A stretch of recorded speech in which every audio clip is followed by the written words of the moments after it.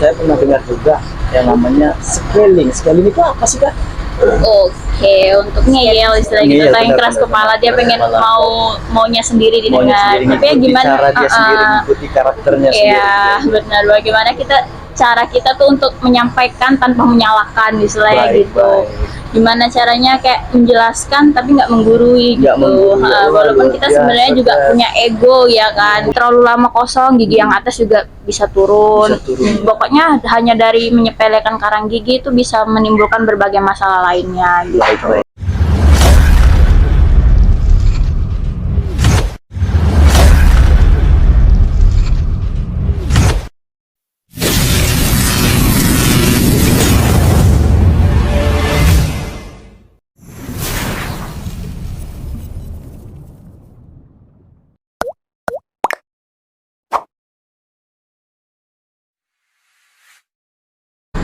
Assalamualaikum warahmatullahi wabarakatuh. Kembali lagi bersama saya Erda Channel guys. Oke guys, kali ini kita kedatangan tamu nih guys. Kedatangan tamu cewek cantik nih guys.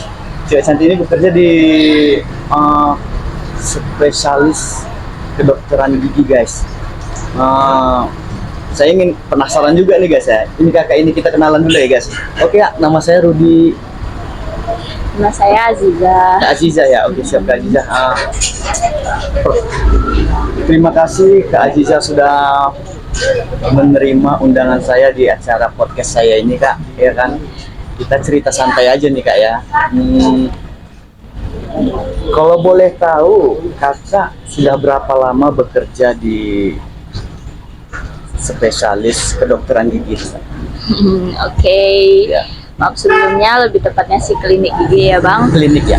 Kita klinik gigi. Nah, saya nanti Agustus nanti insya Allah ketepatan setahun di situ. Setahun ya Kak? Setahun di klinik gigi. Setahun itu sebenarnya bukannya sebentar, itu lumayan lama loh itu Kak. Iya. Ya kan?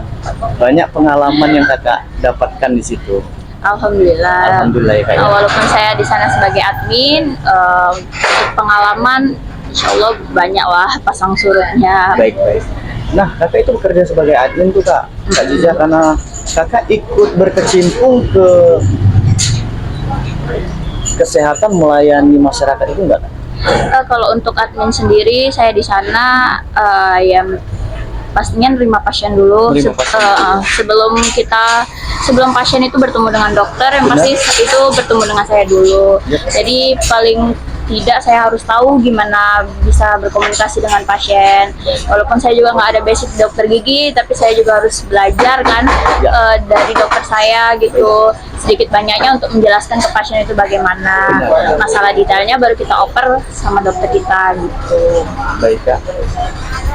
Berarti udah lumayan lah pengalaman kakak sebagai admin di spesialis dokter gigi kayak. Insya Allah. Alhamdulillah. Nah, gimana sih kakak? Ingin tahu nih Kak ya kan? Gimana sih kakak pengalaman kakak melayaninya? Sedikit contohnya Kak. Contohin Kak sedikit aja. Kalau gimana? Apabila ada pasien datang nih, ya kan? Kalau pasien datang, ya karena kita kan untuk dokter gigi sendiri itu pasti ada sistem appointment gitu kan. Pasti saya bagian yang menerima pesan dari WA maupun dari DM Instagram. Jadi nanti di situ biasanya pasien udah nanya sebelumnya masalah harga atau bagaimana masalah perawatan, jadwal dokter.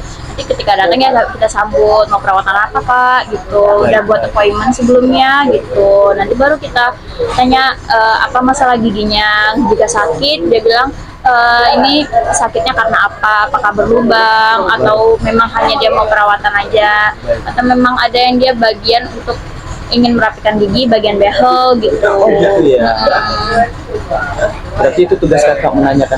Iya, menanyakan dari nama, habis itu ngisi bagian kertas pendaftaran kan untuk kita mencari tahu identitasnya dari nama, alamat, umurnya berapa. Karena kan dari kasus seseorang bisa diketahui penyebabnya dari umurnya juga. Dari umur juga ya.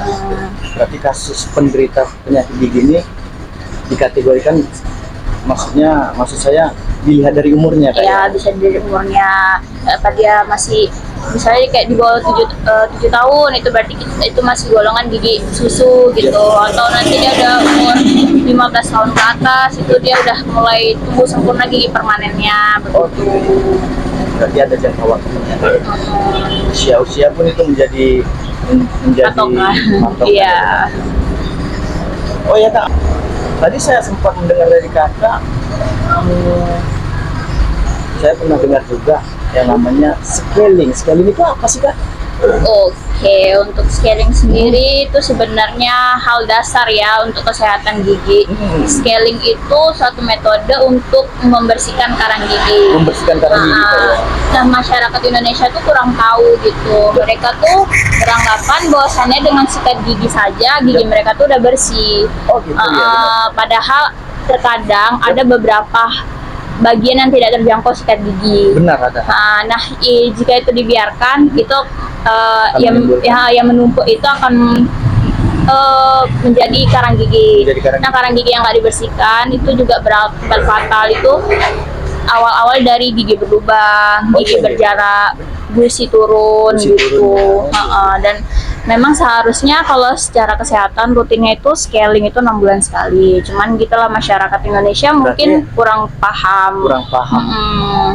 Oke guys, bagi masyarakat di seluruh Indonesia, khususnya di Medan, harus paham scaling dan perawatan gigi guys. Karena itu penting loh guys, 6 bulan sekali kata kakak Aziza harus diperiksa giginya. Ya. Karena kalau sempat tidak diperiksa akan menimbulkan Ya gigi berlubang, sakit, gusi ingat sakit berdarah guys. gitu. Sakit gigi itu lebih sakit. Iya sebenarnya karena kan gini, kalau udah gigi berlubang nggak bisa ditangani harus dicabut. Nah kalau udah dicabut itu bisa menyebab kalau dia terlalu lama kosong gigi yang atas juga bisa turun. Bisa turun. Pokoknya hanya dari menyepelekan karang gigi itu bisa menimbulkan berbagai masalah lainnya gitu. Baik. Dan banyak juga sih kendalanya, misalnya kayak masyarakat tuh kayak pas udah giliran buat gigi palsu nih, itu kayak kenapa sih nggak nyaman gini-gini ya Iya. nggak bakal sama gitu Nggak ya bakal kan. sama, Itu iya. kan gigi palsu kan itu buatan manusia, sedangkan Benar. apa yang diberikan di tubuh kita kan pemberian Allah gitu ya kan. Benar. Jadi kan akan berbeda Akan dan berbeda. maksudnya jangan sampai nyesel sih gitu. Benar. Hanya gara-gara menyepelekan karang gigi itu. Benar, lebih bagus kita sempurna bawaan gigi sendiri kak ya. Alhamdulillah. Luar biasa Kak Jija ini guys. Cara penyampaiannya itu betul, nampak attitude-nya itu guys. Keren. Dan Kak Aziza ini cantik loh. Oke guys ya, oke kita lanjut guys. Sudah berapa lama Kak Aziza ini bekerja di dunia spesialis kedokteran gigi nih? Contohnya yang kakak tadi kan kakak sebagai admin. Sudah berapa lama kakak bekerja di sini? Tenaga kesehatan. Yep. Kalau sebelum di dokter gigi itu saya sebelumnya di klinik bidan itu juga udah 6 bulan. Udah 6 bulan. Untuk sama dokter gigi umum itu juga udah sekitar sebulan setengah. Sebulan setengah. Baru join ke dokter gigi ini udah selama setahun. Setahun gitu. ya.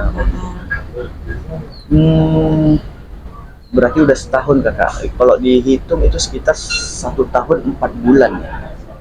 1 bulan. Di totali kakak berkecimpung ke dunia kesehatan itu. Udah genapnya sih dari 2021. Udah hampir 2 tahun. Hampir 2 tahun. Pastinya kakak sudah berpengalaman dalam hal dan kinerja kakak berarti ya. Luar biasa.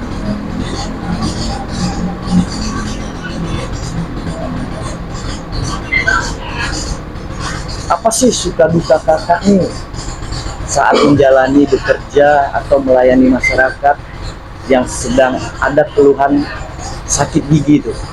Kalau untuk sakit gigi, kalau untuk di klinik saya gigi minta, ya. saya sukanya dulu kak, kan istilahnya kakak melayaninya gitu. Oke. Pastinya kan ada suka dukanya. Kalau sukanya sendiri sih karena kita nakes ya, kita kan jadi bisa tahu gimana pas pasien datang itu kita jangan kalau misalkan senyum Yap. gitu, kita harus ramah gitu Senyum kan. sapa, ya. Nah di situ ya nambah, istilahnya di situ kita nambah komunitas, ya nambah pertemanan Nambah gitu. pertemanan. Apalagi kalau untuk klinik gigi sendiri kan ada yang pasien tiap bulan datang untuk kontrol behel, untuk perawatan kan itu dia pasti rutin. Nah di situ kayak banyak yang masih seumuran, jadi kayak masih bisa berteman. Masih bisa berteman ya kak. Iya. Karena bagi saya sih yang namanya berteman itu semakin banyak Ya. pertemanan semakin banyak rezeki kita. Itu Nggak perlu moto dibatasi saya. ya kan. Karena kan Nggak boleh dibatasi kalau kita berteman ya guys. Walaupun ada yang tua nih kawan kita, tetap kita jaga attitude kita. Ada yang setara dengan umur kita, ada yang kecil gitu, ada yang usia di bawah kita. Jadi kita tidak ada membatasi yang namanya kita berteman pada siapapun. Gitu Kak Jija. Ya, disitulah sukanya. Jadi kita bisa belajar gimana kita berteman sama yang di bawah kita, Baik. sama yang sebaya, dan gimana bertutur untuk orang yang lebih tua Benar. gitu. Nah, kembali ke dukanya nih Kak. Pada saat Kakak bekerja nih apa sih dukanya? Kalau Tadi kan sukanya Kalau dukanya pasti ada ya, apalagi untuk nakes gitu ya Nakes, kan, mau ya. dimanapun kerja, apalagi orang nih kayak nggak pasti nggak saya sendiri. Untuk nakes itu pasti ada, jangan kan nakes, setiap manusia itu ada mood swing, maksudnya kan ada mood, ada bad Ada moodnya, moodnya, ada oke. nggak moodnya, cuman ya gitulah, mau marah atau gimana pun kan kita sebagai tenaga kesehatan nggak boleh nampain itu. nggak boleh nampain itu. Gimana dia, kadang kan ada tipe orang yang ngeyel istilahnya gitu, Ngeyel, atau yang benar, keras benar, kepala, benar, dia benar pengen kepala. maunya sendiri Maunya didengar. sendiri, Tapi ya ngikuti gimana, cara dia sendiri, mengikuti karakternya sendiri. ya benar, bagaimana cara kita tuh untuk menyampaikan tanpa menyalahkan istilahnya Baik, gitu. baik. Gimana caranya kayak menjelaskan tapi nggak menggurui Nggak gitu. menggurui. Walaupun Luar kita biasa, sebenarnya juga Kak. punya ego ya kan, punya bad mood sendiri, kayak ya ampun dia udah masuk nggak pakai senyum, bawa udah senyum, Iya, iya. saya gitu kan. Saya aja pun Kakak senyum saya udah meleleh juga. Santai guys ya, kita tetap fokus. Oke guys, tadi dukanya tadi pasti banyak ya kan. Saya ingin tanyakan lagi Kak, semakin enak nih ngobrol sama Kakak nih ya kan tentang di dunia kesehatan ini. Kalau basicnya sih sebenarnya saya juga nakes. Untuk kuliah sendiri saya sebenarnya nakes Nakes, gitu. Oke Kak Jija, motivasi apa sih yang ingin Kakak sampaikan kepada kawan-kawan kita yang bekerja di dunia kesehatan khususnya di Kota Medan nih Kak? Oke, terlepas dari yang isu terhangat ya, Yap, gara-gara baik, yang baik. sempat heboh Iya, iya. sebagai nakes undang-undang tenaga kesehatan, Benar. yang sempat demo di Jakarta. Iya. Dan untuk menolak RUU itu akhirnya ketok palu juga. Tetap semangat sih, walaupun mungkin ya bagi Mungkin kita ya. pemerintah itu tidak mendukung kita Benar. atau memojokkan kita Benar. gitu sebagai tenaga kesehatan. Balik lagi sih ke tujuan awal kita sebagai Yap. tenaga kesehatan itu Yap. apa. Ya memang kita harus membantu masyarakat gitu, terlepas dari apapun yang terjadi di masyarakat sekarang. Walaupun ya biarkan istilahnya, biarkan pemerintah dengan peraturannya. Ya udah, Baik. kita laksanakan apa yang telah ditanggung jawab, yang telah diberi, yang telah kita istilahnya yang kita tanggung jawab dari awal gitu. Baik.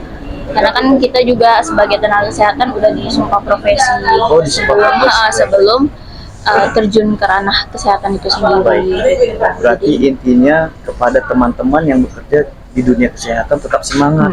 Walaupun keluhan kita tidak didengar, kita harus tetap bekerja untuk melayani masyarakat demi kesehatan masyarakat Indonesia. Oke Kak Jija, terima kasih banyak sudah mau datang di undangan saya dan ngobrol-ngobrol singkat bersama Kak Jija. Sangat enak guys ya. Soalnya Kak Jija nih orangnya cantik, ramah, baik lagi, sopan, teratur dalam bahasa, dan attitude-nya pun luar biasa guys. Saya aja meleleh. Oke guys, terima kasih. Saya akhiri podcast pada hari ini. Wabillahi taufik wal hidayah. Assalamualaikum warahmatullahi wabarakatuh. Salam satu aspal. Salam. Ya. Oke Kak Jija, terima kasih banyak ya. Yo, makasih ya Bang.